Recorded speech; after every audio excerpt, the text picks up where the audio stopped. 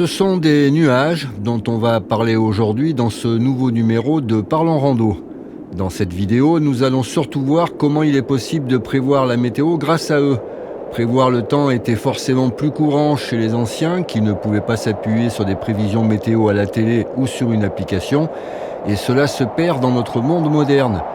Nous allons voir que c'est pourtant très utile en randonnée et très facile de prévoir le temps si l'on dispose des bons éléments.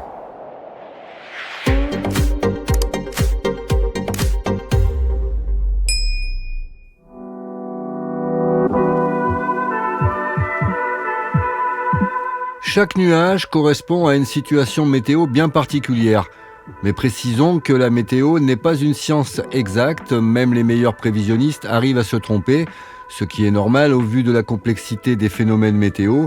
Lever les yeux au ciel, observer les nuages peut nous aider en randonnée, surtout si nous sommes dans des lieux isolés. Dans ce numéro, nous allons voir en 1 ce qu'est réellement un nuage, en 2 comment les nuages se forment, en 3 les différents types de nuages et surtout ce que nous indiquent ces nuages pour nous aider à prévoir le temps qu'il va faire, et on terminera avec un petit mot sur la pression atmosphérique qui va nous aider également grâce à des objets tels qu'une montre pour confirmer nos observations du ciel. Je précise que cette vidéo est une vidéo de vulgarisation. En aucun cas, elle ne fera de vous ou de moi des météorologues expérimentés.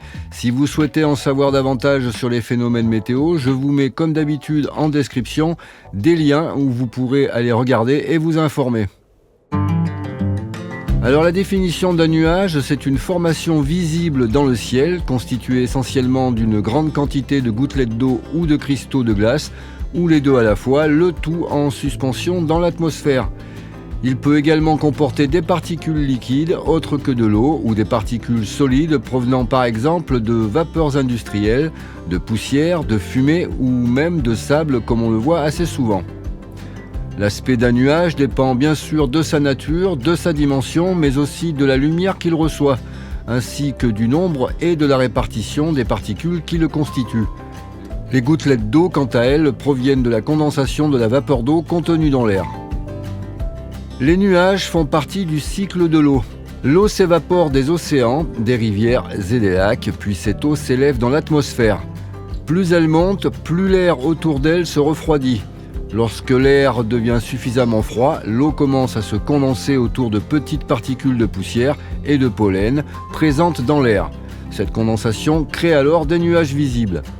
Il existe différents types de formation de nuages, par convection, par soulèvement orographique, par soulèvement frontal et par refroidissement par la base. Je ne veux pas vous tourmenter la tête avec toutes ces explications, mais je trouve important de savoir comment les nuages se forment pour bien les comprendre. On regarde ça rapidement. Alors tout d'abord, par convection, le réchauffement du sol se communique à l'air qui, dilaté, donc plus léger, se met à monter et se refroidir par détente. Les nuages de convection apparaissent d'autant plus facilement qu'il y a de l'air froid en altitude. Les bases de tels nuages sont horizontales, leur sommet évolue en fonction de la température, ils sont fréquents l'été sur terre et l'hiver sur mer. Par soulèvement frontal, dans une perturbation en mouvement, l'air chaud est soulevé à l'avant de la masse d'air froid antérieure, donc le front chaud, et l'air froid postérieur rejette l'air chaud en altitude, le front froid. Le long des fronts se forment alors des nuages. Par refroidissement par la base, ce mécanisme conduit à la formation de nuages bas ou brouillard. Il est fréquent l'hiver à l'approche d'une masse d'air doux et humide venant de l'Atlantique. On l'observe l'été en mer lorsque de l'air relativement doux arrive sur des eaux froides. Et enfin, le soulèvement orographique, lorsqu'une masse d'air est poussée par le vent vers une montagne ou un relief, elle s'élève le long de la pente. En prenant de l'altitude, sa température s'abaisse et peut atteindre le seuil de saturation, c'est-à-dire qu'une partie de l'eau gazeuse qu'elle contient va se condenser. Un nuage se forme alors sur le versant au vent et se dissipe sur le versant sous le vent. Les nuages sont classés en fonction de leur forme et de leur altitude. Ils sont regroupés en fonction de l'altitude à laquelle ils se forment. Les nuages de basse altitude se forment à une altitude inférieure à 2000 mètres. Ce groupe comprend les stratus, les cumulus, les stratocumulus et les cumulonimbus. Bien qu'ils se forment à moins de 2000 mètres, certains nuages de basse altitude peuvent devenir très grands. Très grands même. Les sommets des cumulonimbus peuvent atteindre jusqu'à 20 000 mètres d'altitude. Les nuages de moyenne altitude, quant à eux, se forment à une altitude comprise entre 2000 et 7000 mètres. Ce groupe comprend les altocumulus, les altostratus et les nimbostratus. Les nuages de haute altitude, enfin, se forment à une altitude comprise entre 5000 et 12 ou 13 000 mètres, suivant les sources. Ce groupe comprend les cirrus, les cirrocumulus et les cirrostratus. Mais regardons ce tableau pour y voir plus clair. Comme vous pouvez le voir, selon où l'on se trouve sur la planète, les nuages ne sont pas forcément à la même hauteur. Mais voyons maintenant ce qui nous interroge le plus en tant que randonneurs, à savoir les différents types de nuages et surtout le type de météo qui nous attend. Les nuages les plus élevés, appelés également les cirros, à commencer par les cirrus. Ils sont en forme de filaments blancs, de bandes étroites, de virgules ou de crochets, et ils sont composés de cristaux de glace dispersés.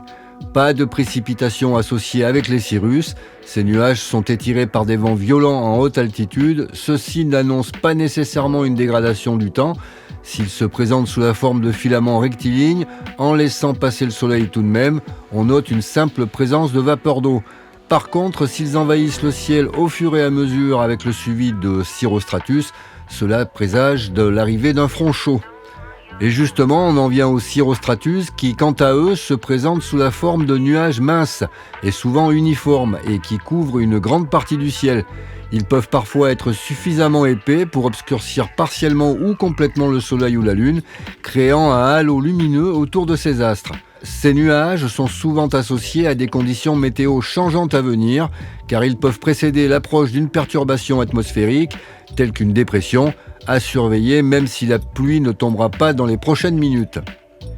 Les cirrocumulus se trouvent dans la troposphère supérieure entre 6000 et 12 000 mètres d'altitude et se forment souvent en petits groupes de nuages blancs ressemblant à des flocons de coton. Ils sont généralement associés à des conditions météo calmes et stables.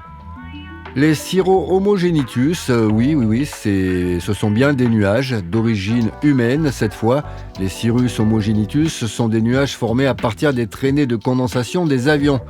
Ce phénomène est devenu tellement banal que la classe internationale des nuages a répertorié ces nuages sous un nouveau nom en 2017, l'appellation Contrail.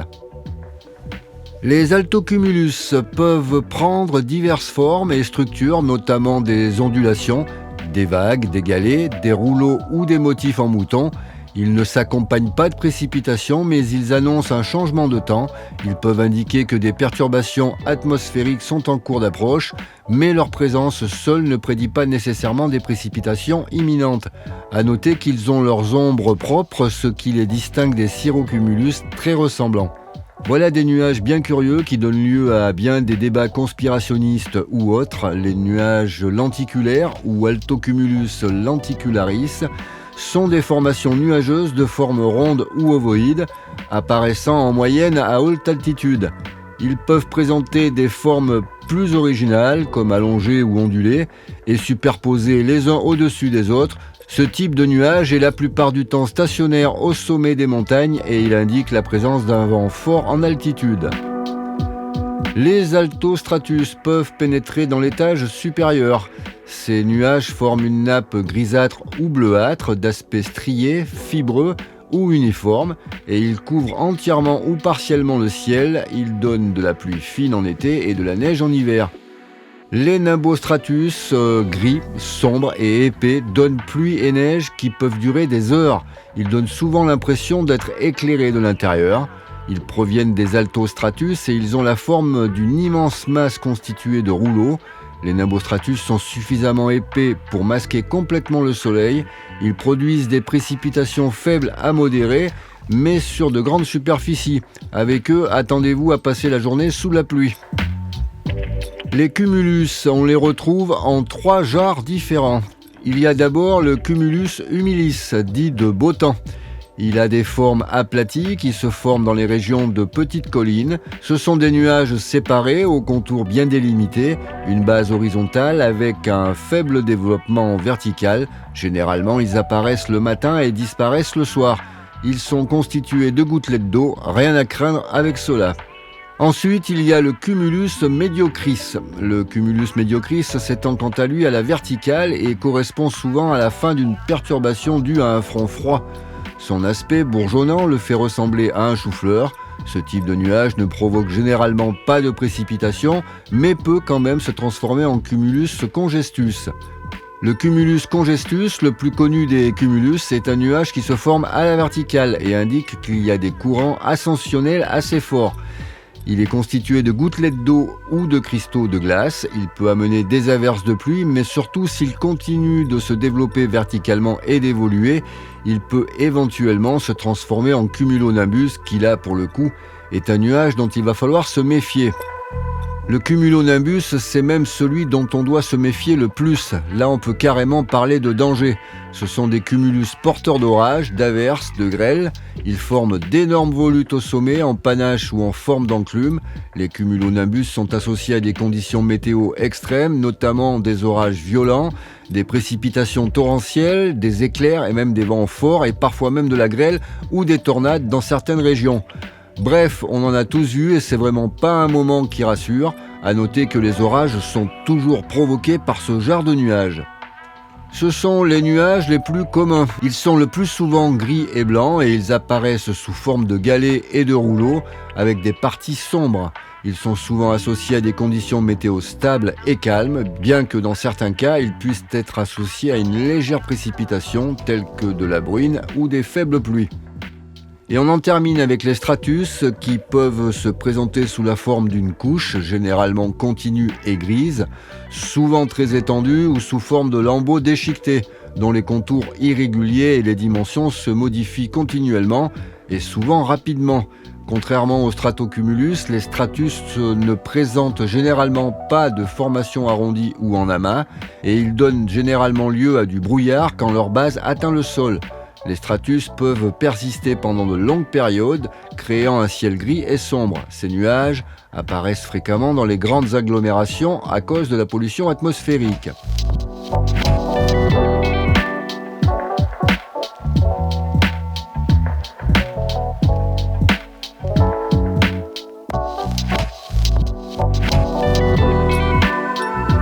Comme vous le voyez, savoir observer les nuages peut être bien utile. Cela permet de se forger une bonne expérience que de savoir reconnaître des cirrus ou cirrostratus à l'avant d'une perturbation, avec parfois un halo comme on l'a vu, savoir identifier un cumulonimbus qui va amener un orage très rapidement, ou même un nuage lenticulaire qui lui est signe d'un vent fort en altitude, ou encore un nimbostratus dont vous savez que vous allez passer la journée sous la pluie ou presque.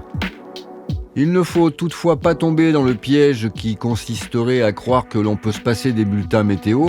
Par exemple, interpréter les variations de pression du baromètre n'est pas si simple.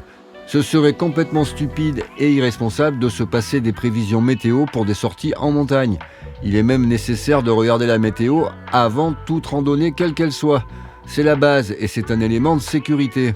Si votre randonnée dure plusieurs jours ou plus, il faut avoir un moyen de rester informé régulièrement. Pour cela, des applications sérieuses avec des analyses humaines expertisées existent, comme Préviplus, Météo Blue ou Windy sont de très bonnes applications également.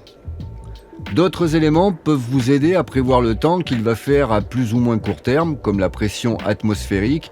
Là encore, c'est une donnée que l'on peut avoir grâce à son smartphone, mais aussi grâce à une montre. Car oui, de nos jours, presque toutes les montres orientées randonnée disposent de la fonction baromètre ainsi que d'un altimètre et d'une boussole. En description sous cette vidéo, je vous mets un lien d'un site vous expliquant tous les détails. Merci à Jérôme du site montrecardiogps.fr. Voilà, en espérant vous avoir éclairé sur les nuages et surtout comment prévoir la météo grâce à eux. Je voudrais rappeler, avant d'en terminer, et malgré qu'il soit utile de savoir reconnaître les nuages pour mieux comprendre les phénomènes météo qui peuvent suivre, à plus ou moins court terme, que cette vidéo ne vous dit en aucun cas de vous passer des prévisions officielles. Je le répète encore une fois, il est essentiel, voire obligatoire pour votre sécurité de vérifier les prévisions météo avant toute randonnée. Je vous souhaite à toutes et à tous de bonnes randos, soyez prudents, prenez soin de vous et à bientôt.